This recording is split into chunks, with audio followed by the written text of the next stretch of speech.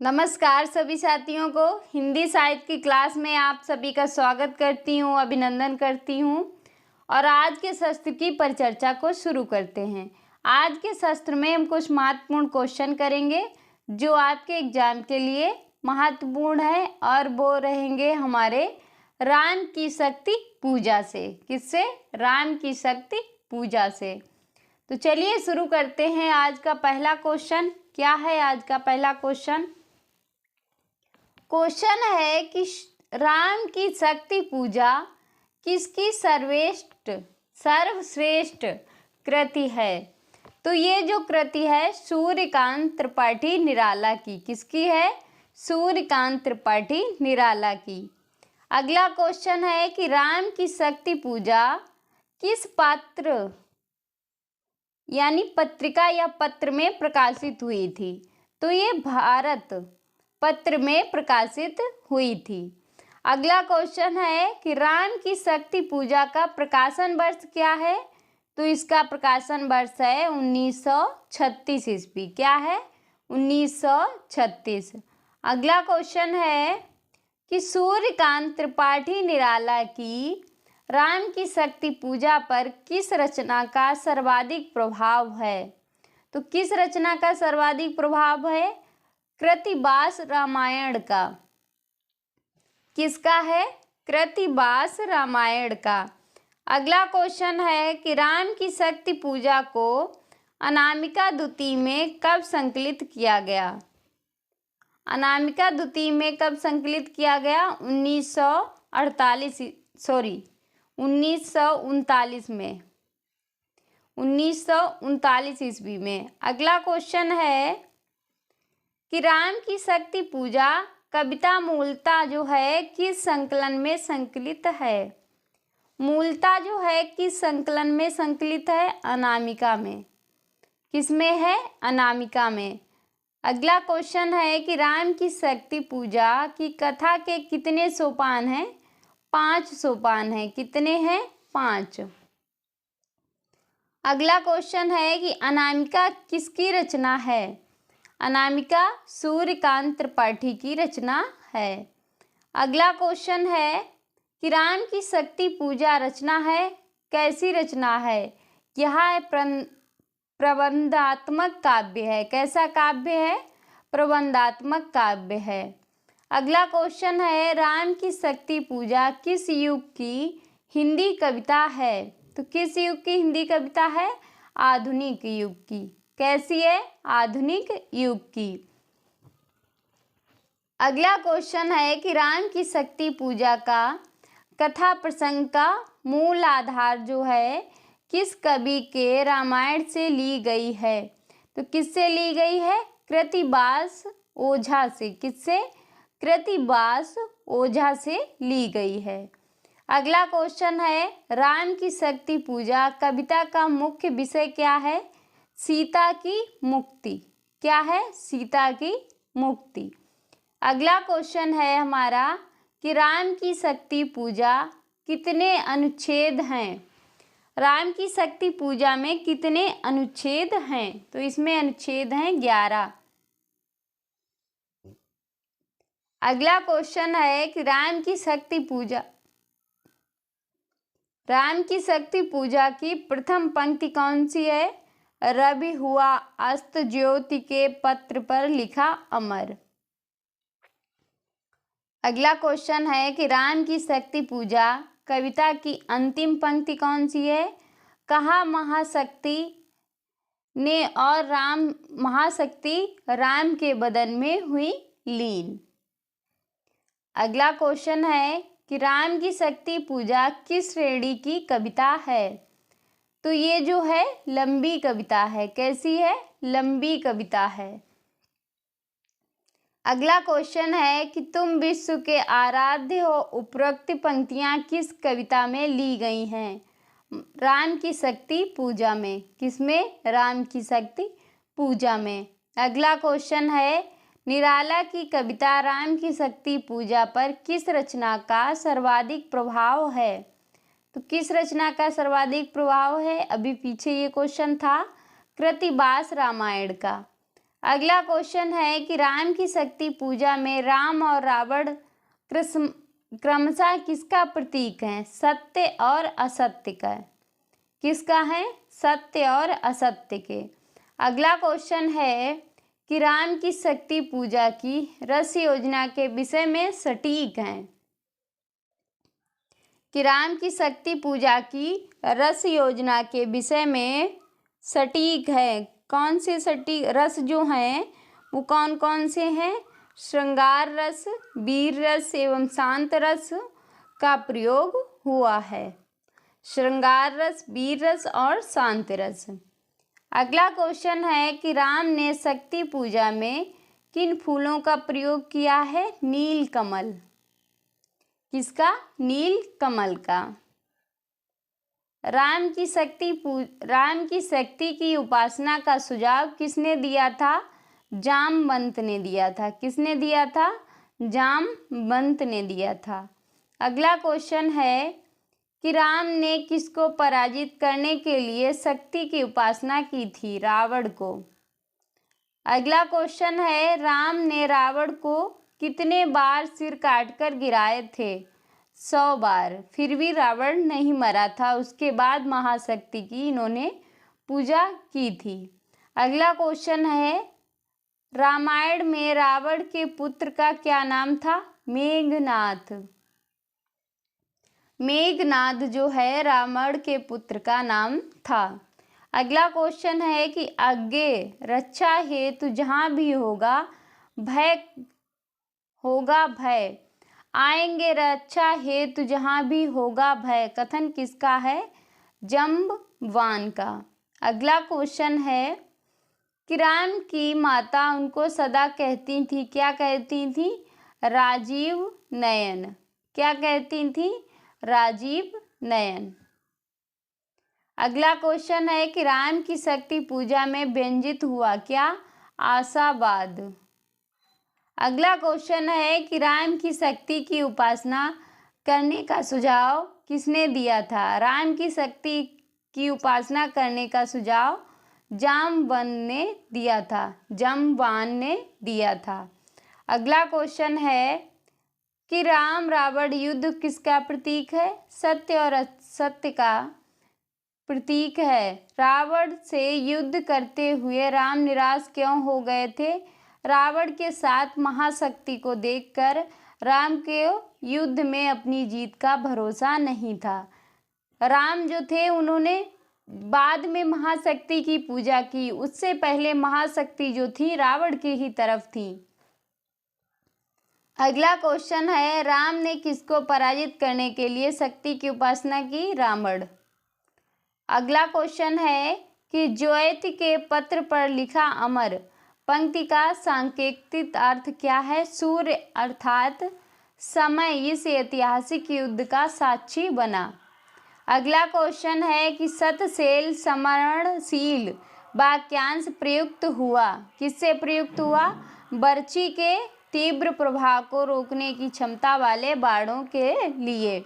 अगला क्वेश्चन है क्या है? अगला क्वेश्चन विरचित बिच्छू रित बहन राजीव नयन हत लक्ष्य बाण पंक्ति में कौन सा अलंकार है? तो इसमें जो अलंकार है अनुप्रास भी है, विरोधाभास भी है और रूपक भी है। अगला क्वेश्चन है लोहित लोचन तथा मंद मोचन शब्द क्रमशः किसके लिए प्रयुक्त हुए हैं? तो ये जो हैं रावण एवं श्री राम के लिए प्रयुक्त हुए हैं। अगला क्वेश्चन है कि गर्जिल प्रलय विंद शुभ हनुमंत केवल प्रबोध पंक्ति में रेखांकित वाक्यांश का क्या अर्थ है? गर्जना करते हुए समुद्र की भांति केवल हनुमान जी क्षुब्ध जनों को प्रबोधन दे रहे थे। अगला क्वेश्चन है कि चमकती दूर ताराएं ज्यों ही चमकती दूर ताराएं ज्यों हो कहीं पार पंक्ति में रेखांकित शब्द क्या है? ताराएं श्री राम के नेत्र से। अगला क्वेश्चन है सुग्रीव विभीषण जामवान अंगद नील नल हनुमान गवाक्ष आदि पर्वत शिखर पर क्यों एकत्रित हुए थे? इसलिए कि उस दिन अनृत युद्ध का समाधान करने के लिए।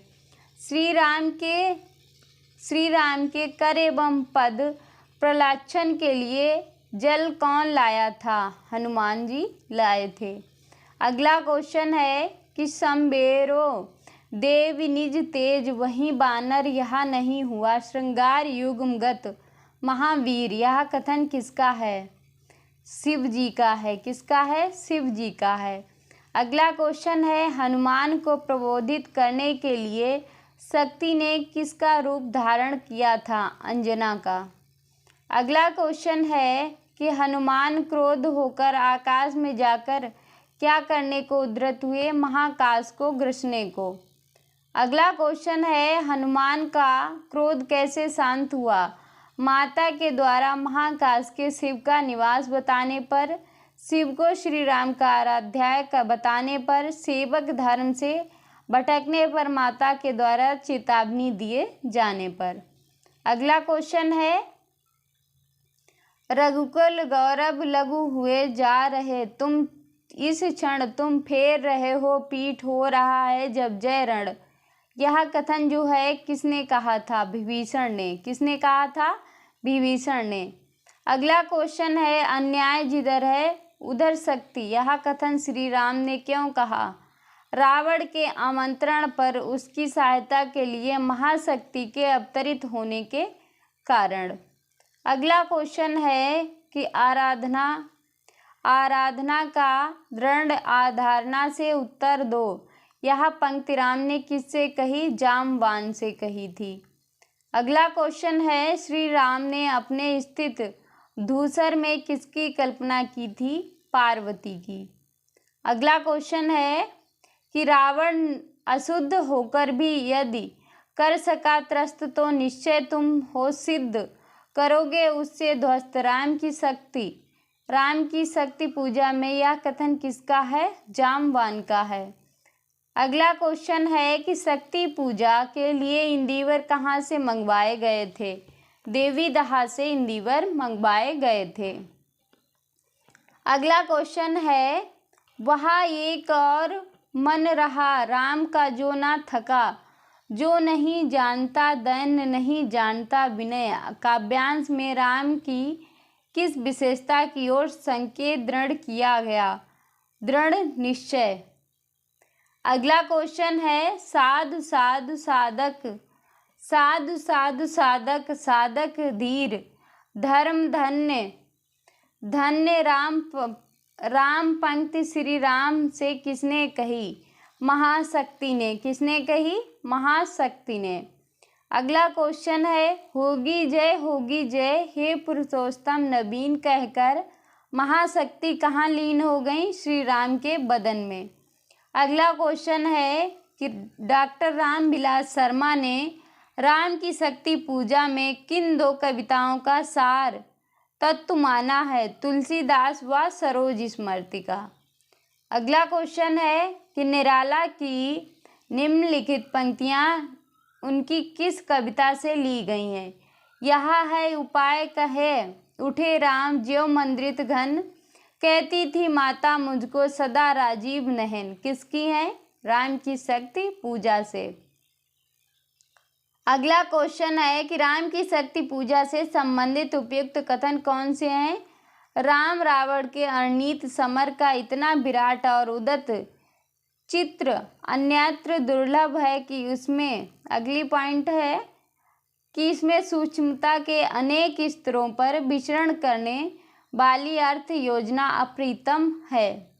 अगला क्वेश्चन है कि धिक जीवन जो पाता हो आया है विरोध पंक्ति में किसके जीवन सत्य की अभिव्यक्ति मिलती है? सूर्यकांत त्रिपाठी निराला की। अगला क्वेश्चन है कि राम की शक्ति पूजा कविता का आरंभ किससे होता है? राम रावण के प्रखर युद्ध के वर्णन से। अगला क्वेश्चन है कि राम की शक्ति पूजा के विषय में असत्य है क्या है? कि राम की शक्ति पूजा एक मुक्तक छंद है। नहीं, राम की शक्ति पूजा द्वितीय अनामिका में संकलित है। बिल्कुल सही। राम की शक्ति पूजा कथानक वाल्मीकि रामायण, कलिक पुराण, देवी भगत कृति, बास रामायण, शिव मनित स्रोत पर आधारित है। बिल्कुल सही है। अगला क्वेश्चन है कि निम्नलिखित में से राम की शक्ति पूजा शिल्प के विषय में असत्य कथन है कि राम की शक्ति पूजा की रचना जो है दोहा और चौपाई में की गई नहीं। राम की शक्ति पूजा की भाषा संस्कृत निष्ठ है। राम की शक्ति पूजा में प्रबंधात्मक है। राम की शक्ति पूजा में कवि ने अद्भुत वियोजन और प्रतीकों का प्रयोग किया है। बिल्कुल सही है। अगला क्वेश्चन है कि राम की शक्ति पूजा के विषय में कौन सा सत्य कथन है जो असत्य है। राम की शक्ति पूजा कथानक रामचरितमानस पर आधारित है। नहीं। राम की शक्ति पूजा का सुझाव जामवंत ने दिया। बिल्कुल सही बात है। दूसरा है कि राम को रावण पर विजय का वरदान देवी से प्राप्त हुआ था। बिल्कुल सही। राम की शक्ति पूजा के राम मानव अधिक हैं, ईश्वर कम है। बिल्कुल सही बात है।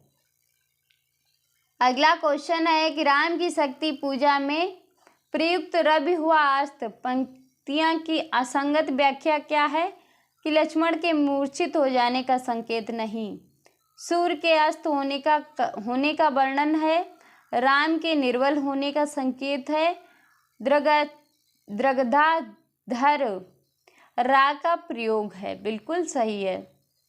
अगला क्वेश्चन है कि राम की शक्ति पूजा में संदर्भ में कौन सा कथन जो है गलत है कि यह रचना मूलतः राम और सीता की प्रणय गाथा है। नहीं, ये गलत है। इसमें धर्म और अधर्म का शाश्वत चित्रण है। इसमें राम शक्ति की आराधना भी करते हैं। अगला क्वेश्चन है कि राम की शक्ति पूजा कविता कितने पंक्तियों की एक लंबी कविता है जिसमें निराला जी के स्वरचित छंद शक्ति पूजा का प्रयोग किया गया है। 312 पंक्तियां हैं। कितनी? 312। अगला क्वेश्चन है, कुछ पॉइंट है कि राम की शक्ति पूजा 1936 कविता निराला द्वारा रचित है। यह अनामिका 1938 या 1939 काव्य संग्रह में संकलित है। राम की शक्ति पूजा का मूल स्रोत है कृतिवास का बांग्ला रामायण। तो ये था आज का शस्त्र। आज के शस्त्र की यहीं पे समाप्ति करते हैं। मिलते हैं अगले शस्त्र में। तब तक के लिए जय हिंद।